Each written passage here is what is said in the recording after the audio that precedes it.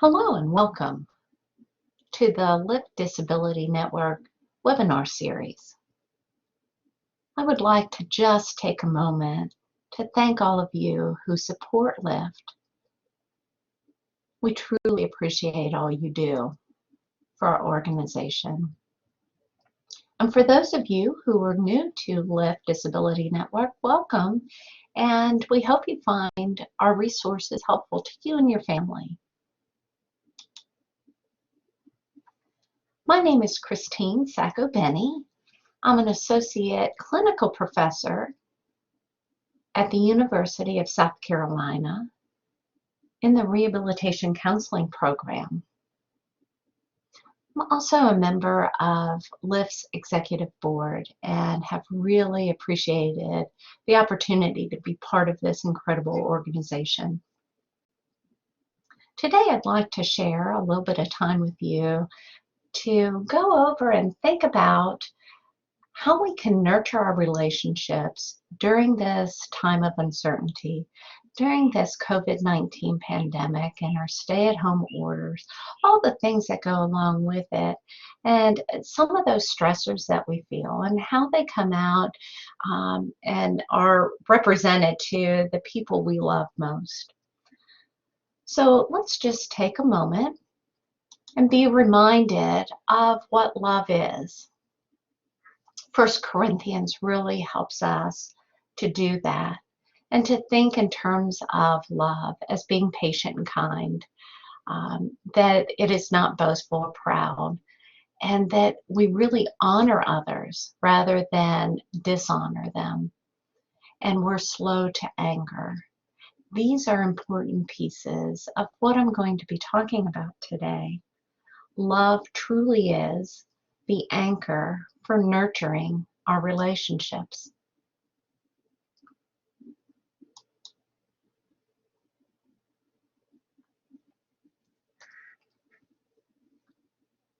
Over the years, with all that has been going on in our world,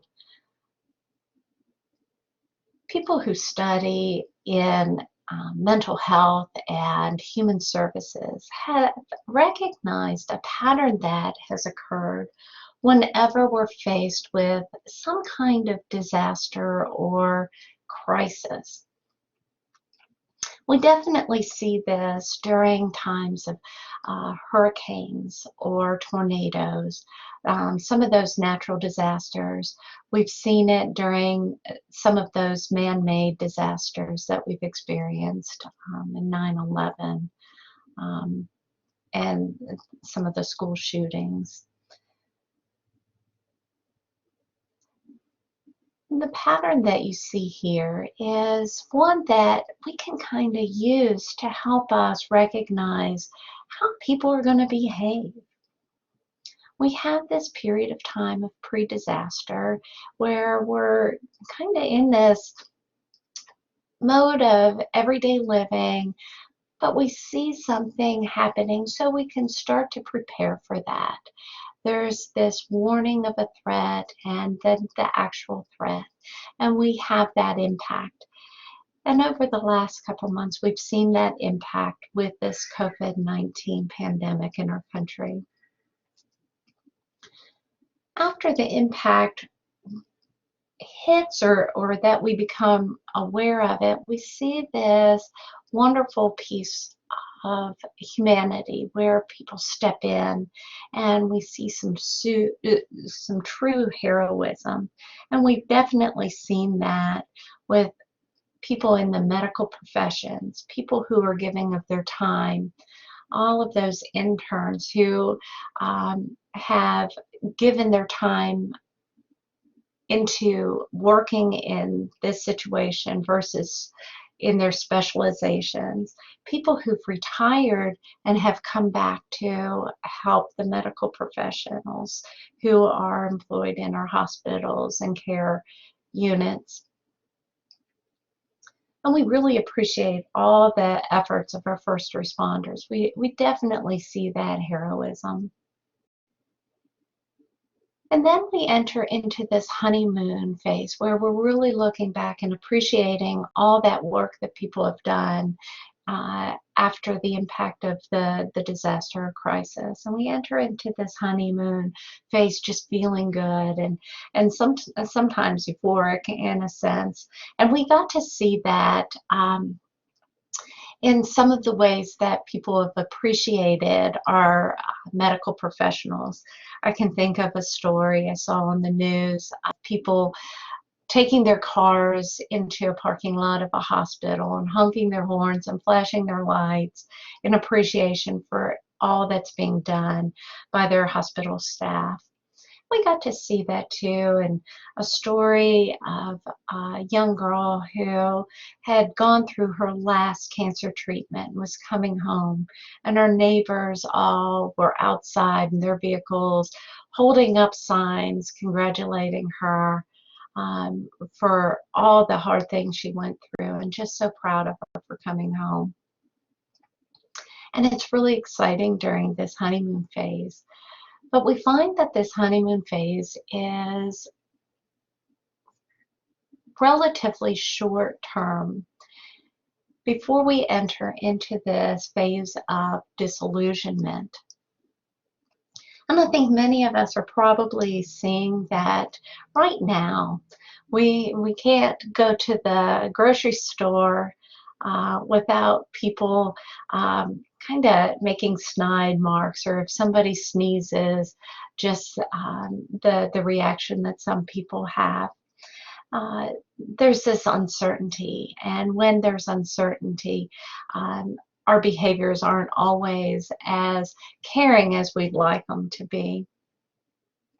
But we do actually get through this disillusionment stage or phase and enter into this point of reconstruction. And we get back to a point at where we're actually in some ways back to where we were, or sometimes even better, because we've learned so much along the way. So this is the pattern that we see, and I think we really want to focus in on how we can nurture those relationships when we're in that point of disillusionment, when we're feeling the most stress.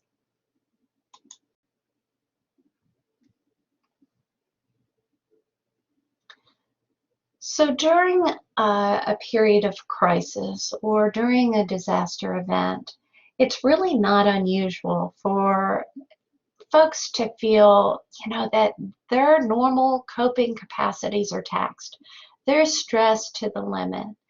It makes a lot of sense if we're cooped up in our houses with people, having to take on extra roles, working from home or being furloughed and not knowing what tomorrow will hold. It makes a lot of sense that what we usually use when we're faced with, a hiccup in the road or a hurdle, we're taxed, and it's hard to be able to use those.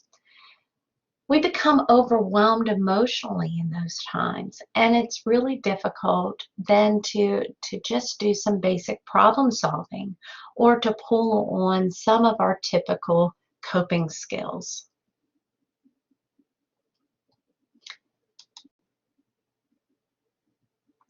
And when we're not able to pull on those coping skills, the people we love most get to that negative piece from us. They're the ones that we might snap at a little bit more often, or shut off when we're feeling overwhelmed. So we really want to work towards mitigating this distress. It's really what's essential for us to look at and to preserve healthy relationships, to really nurture relationships, and to celebrate them. But in order to understand what some of those things that hold us back are, we're going to look at what John Gottman had coined as the 4 horsemen of the apocalypse of a relationship. John Gottman and his team over the years have looked at couples and to see what holds couples together as well as what pulls them apart. And they looked at how couples' behaviors could lead towards a rupture in that relationship. And the four areas that they found in those couples were criticism, contempt, defensiveness, and stonewalling. Criticism is unlike when we're actually voicing a complaint or critiquing something that our spouse has done or our child has done. Usually when we're voicing a complaint, it's about a specific issue. Criticism, on the other hand, is an attack on that other person. It's an attack on their character. And it's really just taking apart their whole being, who they are. Oftentimes in criticism, we use the all or none language. You never, you always. There's this piece at which we're just really thinking in terms of assaulting and rejecting, hurting that other person. Whereas if we're working from a complaint or voicing a concern about specific issues of our spouse or our children, we use more of that I language. As a matter of fact, we use the I feel language. I feel scared when you come home so late at night and don't call ahead of time. Or I feel frustrated when I ask you to do things several times in a row. It lets us have that ownership of our feelings so that the individual can hear what our concerns are.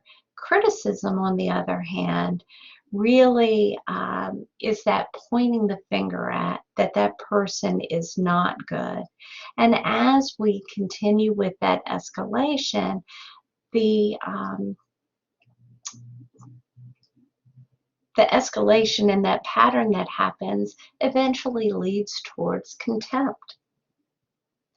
And contempt is that truly being downright ugly mean. When we treat people with disrespect, we mock them and use sarcasm. There's, name calling that goes on, or mocking in terms of mimicking that body language that somebody does, the sucking in of the teeth or rolling of the eyes. Criticism attacks your spouse or the other person, your child's character. Contempt, on the other hand, really positions the attacker as being morally superior over the other person. And what they have found in research, which is kind of interesting, couples who are contemptuous and who are in this kind of pattern of being relaying contempt towards each other are more likely to experience more infectious illnesses. So staying away from the pattern of contempt not only will help preserve your relationship, but it will also help with your physical health as well. Our third horseman is defensiveness, and it's typically the response to criticism. And it's always present in relationships when we're under stress and just things aren't working as well as we would like them to be. When we're in this sense of feeling that we're unjustly accused, we come up with excuses and we make up things that let that other person believe that what they're saying is not important, and that we don't take their concerns seriously. So when we are defensive, it's putting up a shield. It's telling the other person what they have to say is not important. However, when we're in that non-defensive posture, when we don't take on the air of being defensive, we're much more open and accepting of the responsibility for being in that relationship and that communication, and being able to admit, gosh, yeah, you're right.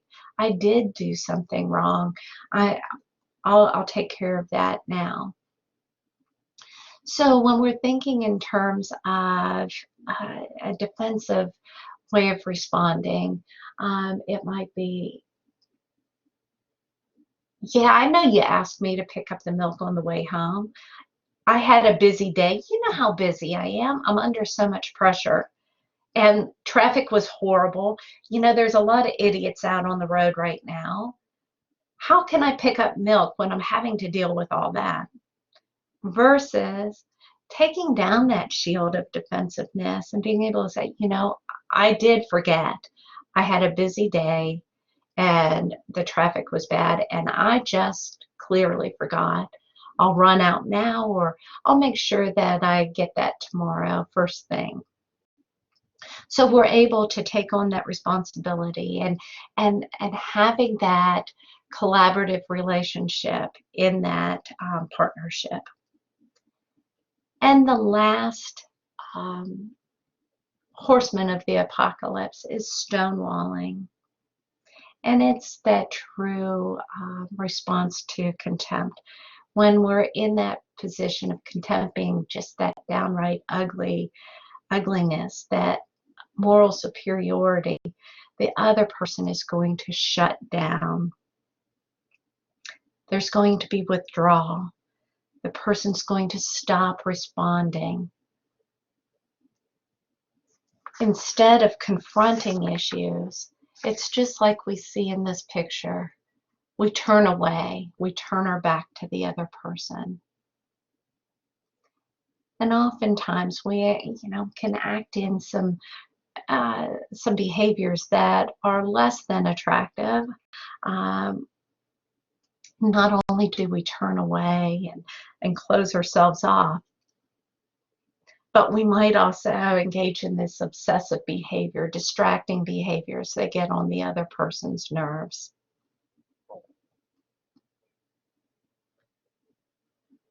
If we feel that we're entering into this position of stonewalling, if you feel as though you're shutting off, there's nothing wrong with telling the other person, I need to take a timeout. It's okay as a parent to say, mommy needs to take 10 minutes. I need my own timeout right now.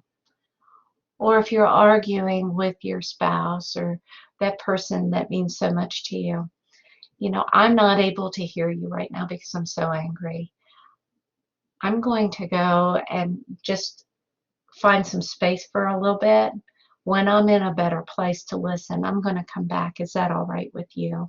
So being able to take those 10, 20 minutes to calm down, to find your footing, to find your balance, can be what helps get through this point, stonewalling. Now that we have an understanding of some of the things that can keep a relationship from growing and can really stop that nurturing that happens, let's look at some of the steps that we can do to manage these difficult times a little bit better. These 6 items come from Jeremy Nicholson. I really liked them and wanted to share them with you because I think they really speak to getting back to the basics, thinking about what is most important, not thinking about what is grand and glorious and big, but rather just what are those small things? What are the basic things that we need to really focus on? According to Nicholson, he says, in past generations, you know, people were able to get through the hard times when they focused on their intimate relationships. And by focusing on those relationships, they were able to be stronger because they had each other in mind. They were able to be much better in terms of companionship, focusing on the love and the essential needs of that other person, putting the relationship as a priority. So let's look at those 6 steps. The first is reprioritizing needs and goals. So when we think about that, we might have been moving along in our life before this pandemic occurred, just going ahead, moving forward, and we kind of had to put brakes on a little bit. And that's okay. At different points in our lives, we need to put brakes on and go back and look at what are the true needs, what are the true goals of our relationship. And so thinking about and focusing in on relationship goals at this point, the interactions that serve both the physical and emotional well-being of people. There's a hierarchy of needs that was developed years and years ago by Maslow. And this hierarchy of needs really has a foundation of focusing first on the physiological needs of an individual. And if those aren't met, we can't move forward to meet the other needs. If our food and water isn't available, if we don't have rest, if we're not taking care of those physiological needs, we can't even start to consider safety, which is the next stage in this meeting our hierarchical needs. And if we don't have that safety, how can we even focus on belongingness and love? So reprioritizing those needs and looking at the physiological needs first, the safety needs, and then being able to really focus in on the love and the nurturing. We're not talking about grand and romantic gestures, but really thinking about how we can show care, competence, and dependability. Okay, our second step, maintaining a connection and conversation. During stressful times, needless to say, sometimes having a conversation can be difficult. We can snap, we can think the other person can read our mind. We're not on the same page all the time. So we really need to slow down and make that connection in terms of conversation. And when I teach my classes, there's this wonderful acronym that I use with incoming students learning how to counsel. The first thing we want to do is how to really listen to people. And part of learning how to really listen to people is positioning ourselves to do that. And it's what we call SOLER, S-O-L-E-R, SOLER. So we want to sit. We want to be able to face that person. So we're sitting squarely so we can be right there available to them. We're opening up ourselves. We're opening our position so that they know what they're saying is coming to us. We're not blocking it off with our arms closed. We're not turning our back. We're leaning forward. L, leaning forward so that they know that we're engaged. E is keeping that eye contact, looking at them, making sure that they know that they have our attention.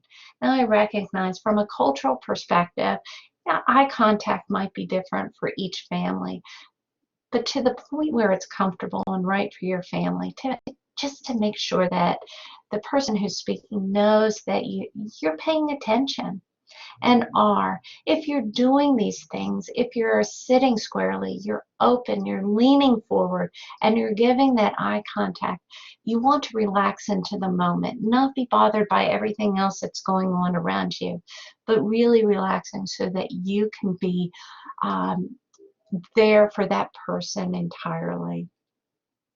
And when we're able to do that, we're able to empathize. We're able to understand what that person is going through. Being able to walk in their shoes for that moment or go along their journey for that moment. And as we're talking, recognizing and making that connection, sometimes we also need to think in terms of letting the person know that they're not alone in all of that. As a matter of fact, that they their experience, though it's theirs and it's unique to them, you're experiencing it too. So offering some points of self-disclosure, telling your child age appropriately, yeah, being at home really stinks right now, and I know that you want to go over to your friend's house. I kind of want to be able to go out and see my friends too. Letting them know that it's okay to feel that way. Or with your spouse, honey, I'm that though I love spending much time with you and having this closeness, I feel overwhelmed and pressured too sometimes. Thank you for letting me know, because I feel that way too. Let's talk about that. The third step in nurturing a relationship is relying on rewards and positive motivations. And we're going to talk a little bit more about that in just a few minutes when we talk about 5 love languages. Rather than punishing a partner, we want to make sure that we're really letting them know how much they mean to us. Rather than falling into the trap of the four horsemen of the apocalypse, we're relishing in who they are and recognizing that, and being able to let them know that in a way that means the most to them. The next step is to highlight the sacred and the special. And when we think in terms of our relationship, it is truly both sacred and special. So we want to take the time and be mindful that and show that gratitude in our relationship. Celebrating and highlighting what each other brings into the relationship and the unique traits that each person holds. Oftentimes we take things for granted. We take our relationship with our children, with our parents, with our spouse for granted when things are going well. And we lean on them when things are stressful. So a step in being able to nurture the relationship is to recognize how special that person is and to be grateful and to show that gratitude. The 5th step is to build trust and commitment. So in this time, we're focusing on the relationship rather than our own needs. Now, that's not to say that our own needs don't need to be met. Certainly, sometimes we need to balance ourselves in order to be able to fully be available to the relationship. But recognizing the difference between finding balance and getting those needs met for ourselves so we can be present for the other person versus being shut off and isolating and selfish. So building trust is following through, doing what you say that you will, being there for the person. As we talked about earlier, really being able to stop everything else and listen, being able and ready to move into a deeper commitment with that other person. And the last one, which I think is really important and certainly a wonderful way to put a bow on these 6 steps, is to engage in problem solving and, most importantly, forgiveness. When we think in terms of what we learned, that problem solving during stressful situations, kind of it goes out the window sometimes. So being able to pull on and rely on the other person in a way can be very helpful. Being present to help with that problem solving, making sure that it's a fair commitment between the two people in the relationship, whether it's a parent-child or spouse relationship, what is optimal for that, and being able to really understand each other from their own personal perspective, their own point of view. And even if you don't agree with it, understand where they're coming from. And most importantly, is taking steps towards forgiveness when things don't go the way you would hope. Because it's only through that forgiveness that we can heal and that we can really come together.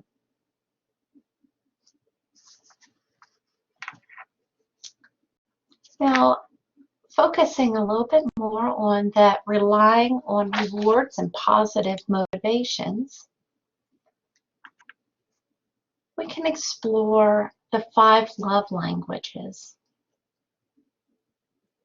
Now, these love languages are unique to each person. Though we may have a little bit of all of them, we may appreciate on a regular basis, just hearing that we're doing things okay, that people are helping us out with acts of service, that, it's nice to receive gifts, having some quality time with people, going on a trip into, taking a little road trip together can be nice. And just, holding hands or having some of that physical touch. We all enjoy all of these from time to time. But each of us has a love language that really speaks to us. And it's so important for us to be able to recognize the other person in the relationship, whether it's our child, whether it's our spouse, whether it's our parent. What is their primary love language? How do they know that you love them? What is the way that they know that? And sometimes our love language does not always align with their love language. So we have to understand what means the most to them. So some people really appreciate words of affirmation. Spoken praise and appreciation for what has been done. Gosh, I know we didn't have a lot in the pantry since the shelves at the grocery store have been kind of bare, but that was one heck of a meal. Thank you. It is amazing how you can pull together those ingredients and come up with a wonderful casserole. Giving those words of affirmation can mean the world to somebody who really appreciates being appreciated and knowing that what they're doing is thought in that way. The second is acts of service. We've all heard actions speak louder than words. And for some people, that is their love language. So when they are overwhelmed and you go in and do the dishes for them. Uh, Gosh, just the burden that's released can be so immense, and they appreciate that so much, because by doing that action shows that you truly love them, that you're recognizing where they are in this moment, in their space. They're stressed, they're pressured, they have so much going on. So you take some of that burden away. And for them, that love language means so much. I always giggle when my husband, he'll say, I just vacuumed the whole house. Am I extra sexy today? You know, because that act of service is just so important when so much is going on around us. For other people, receiving gifts is a way that they know that another person loves them. And this does not mean diamonds and rubies or a new car. Certainly those are always nice, but they're not necessary for those folks who feel love when they're receiving gifts. It can be something as thoughtful as one of the gardenias that are blooming right now, picking that off and bringing that in to share. Or when you're on a walk, picking up a beautiful seashell and giving it to that other person. They really feel that sense of love during those times when they're receiving gifts. If you're going to, clearly I'm focusing on grocery shopping today. If you're going to the grocery store and you're the one who's been tasked with picking up food for the week, getting a chocolate bar or something that your child or spouse or parent really likes can mean so much that you were thinking of them and brought them that gift. For other people, they know that they're being loved when you're spending quality time. You're giving up all the other stuff around you to spend time with them. You're turning off the game. Of course, there's not too many games on TV right now, but you're turning that off and you're giving your undivided attention, or you're putting down the gardening implements and sitting down and talking with your child, looking at the grasshopper, whatever the case is. That quality time can be just so precious. And for those people whose love language is quality time, they know they're being loved when you stop everything else you're doing to spend time with them. And the fifth is physical touch. For some folks, having that physical touch, they know they're being loved when you hold their hand or give them a kiss on the forehead, or you pat them on the back or pat them on the head. That physical touch lets them know that they are loved. And so when we think in terms of how we nurture relationships, we want to make sure that we're focusing in on the basics. What are those basic needs? What's going to help us to be able to focus on the relationship? Let's make sure that those physiological and safety needs are met, so we can look at growing that relationship during this time of stress. Really focusing on the other person, listening to and paying attention, attending to their love languages so that they know they're not alone in this. So I hope that you were able to get a little something from this webinar to be able to use with your relationships, to really nurture them and to feel so grateful for the people in your life, and to be able to show how grateful you are to them, to really celebrate what's sacred. Our relationships surely are that. And once again, thank you so much for joining Lift Disability Network.